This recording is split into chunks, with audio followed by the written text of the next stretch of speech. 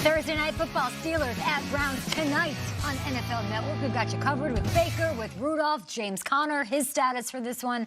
Will Selva's out in the newsroom. They're holding it down with every story you need to know.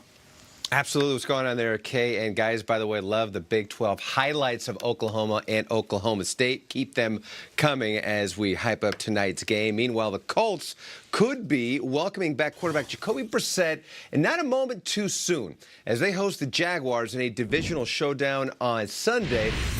Brissett practiced fully, and if there's no setbacks, according to head coach Frank Reich, he will be under center.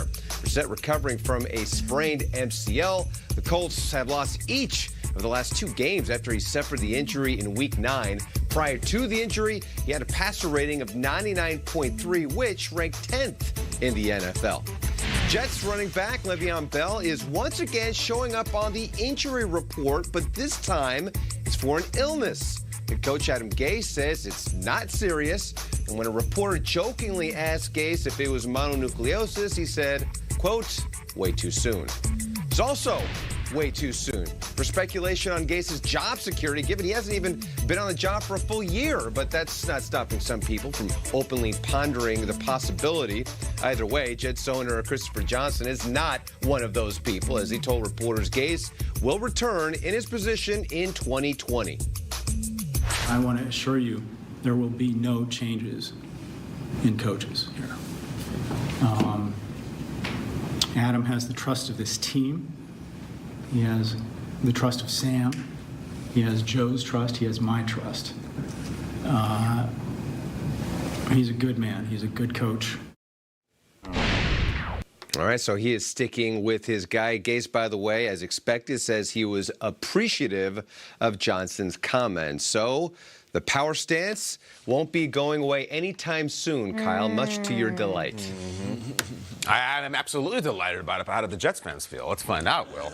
Let's do it. This is wildly uncomfortable. Doesn't it hurt? That's where Adam Gase is comfortable in his press conferences. It's nuts. Chiropractors in business in 2019. Thank you so much, Will. Let's break down all the top storylines around the league. We call it big deal or no big deal. It is a Microsoft Surface segment, so you got to pick one or the other. You just heard Jets chairman and CEO Christopher Johnson pretty declaratively say that Adam Gase is returning for the 2020 season. He's got confidence. He's a good man.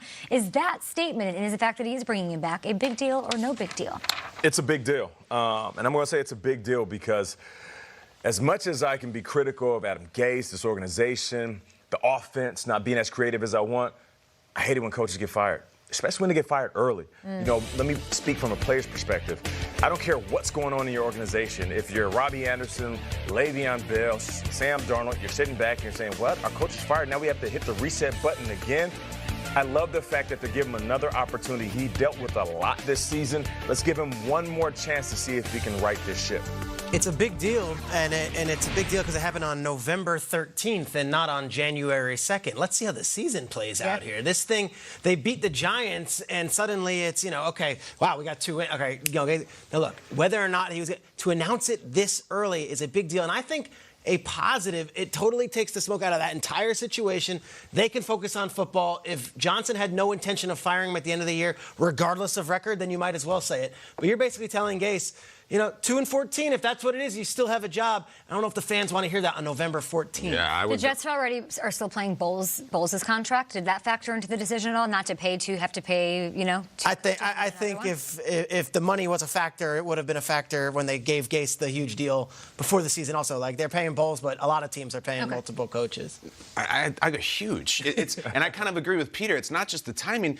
You think they can't lose to the Redskins this weekend? Because they can. And the idea that this is our guy, and then they lose out is a tough look. But I do respect the conviction. Right now, Christopher Johnson could be saying, there's a lot of these Lincoln Riley types out there. You see this Robert Saleh in San Francisco. He could easily be looking at other people. 1 year, quarterback sick, linebacker hurt. I actually like it. Give him another one.